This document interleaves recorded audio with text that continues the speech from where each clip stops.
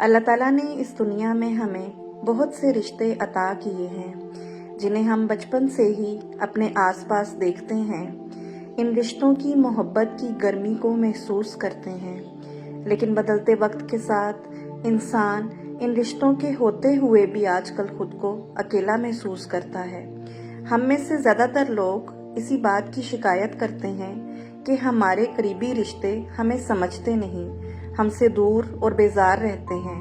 और इन रवैयों ने हमारी ज़िंदगियों पर गहरे असरात छोड़े हैं। बहुत से लोग अपने रिश्तों के रवैयों या उनकी बातों को इस हद तक महसूस करते हैं कि वो इस तकलीफ़ की वजह से गुजरी तल्ख बातें भूल नहीं पाते और डिप्रेशन में चले जाते हैं। लोगों के इस रवैयों की वजह क्या है और ये रवैये बेहतर कैसे हो सकते हैं? याद रखें,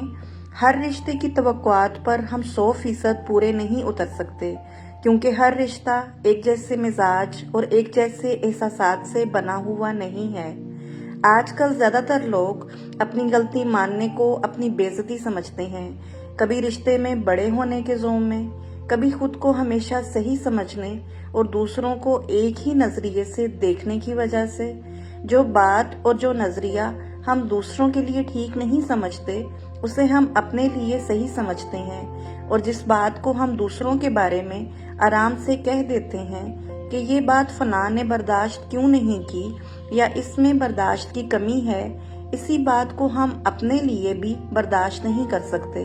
जब आपके ख्यालात और नज़रियात अपने लिए कुछ और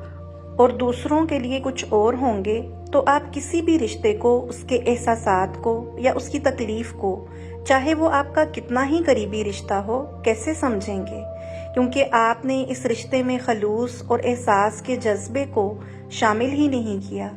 सिर्फ अपने लिए सोच के आपने अपनी ज़ात को ही तरजीह दी, और यही हमारी बेसुकूनी की बड़ी वजह है। एक दूसरे की बात को बर्दाश्त ना करके, अपनी अना बुलंद करके हम रिश्तों में तलखी और कड़वाहट घोल देते हैं, और इसमें बड़े छोटे या हैसियत में बेहतर होने को भी शामिल कर देते हैं, जिससे रिश्ते में शामिल उस उनसियत और मोहब्बत का गला हम घोंट देते हैं, क्योंकि ताली कभी भी एक हाथ से नहीं बचती। आपको इन तकलीफ़ों से खुद को बचाने के लिए अपना जायज़ा लेने की ज़रूरत है। ये देखने की ज़रूरत है कि मुझे अगर कोई रिश्ता तकलीफ़ दे रहा है तो इसकी वजह क्या मेरी अना है?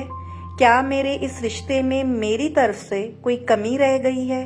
और मैं भी इस रिश्ते में उसी तरह ही मुनाफ़कत निभा रहा या रही हूँ जिस तरह हम अपने लिए दूसरे रिश्तों से तवक्कुआत रखते हैं? अगर इन बातों का आपके पास जवाब हाँ में है,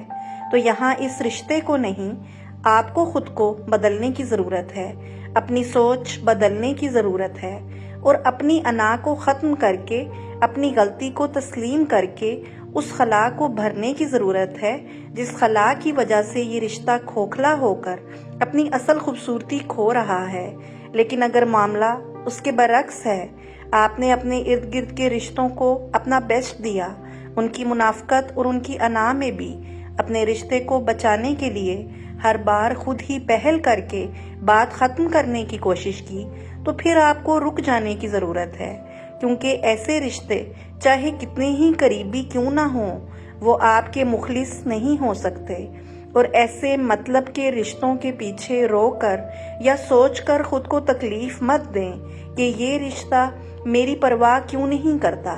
इस बात पर अपना यकीन रखें कि अल्लाह किसी भी नेकी या खलूस को जो आपने किसी भी रंग में लोगों से किया हो, उसे कभी भी ज़ाया नहीं करेगा। उसके पास आपकी हर नेकी का अजर है। वो छोटे से छोटे अमल का भी आपको कई गुना करके बदला वापस लौटाता है।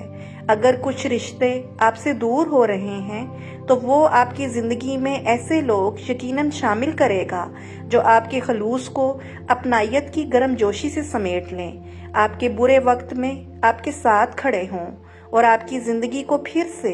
उसी मोहब्बत और ताजगी से भर दें जो अब तक आप खुद भी बांटते रहे हैं। और ऐसे लोग जिन्होंने मादा परस्ती के दौर में रिश्तों की मोहब्बत का गला घोंट दिया, या रिश्ते तोड़ने, साजिशें करने, दिखावा और मुनाफकत करने की दौड़ में आगे रहे, वो ये बात भूल गए हैं कि इस सब में नुकसान सिर्फ उनका है और एक दिन वो अकेले रह जाएंगे। मुखलिस लोग तो कहीं भी अपनी जगह बना लेंगे, लेकिन मतलब के रिश्ते और मतलब के लोग कभी भी देर तक साथ नहीं चलते, और अल्लाह भी पुरखुलूस लोगों के तोड़े हुए दिलों का बदला मकाफाते अमल की सूरत में ज़रूर देता है। बस इससे पहले कि बहुत देर हो जाए, अपनी गलतियों की माफ़ी मांग लें, अपनी सोच को बदल के अपने रिश्तों को करीब करने की एक नई शुरुआत करें।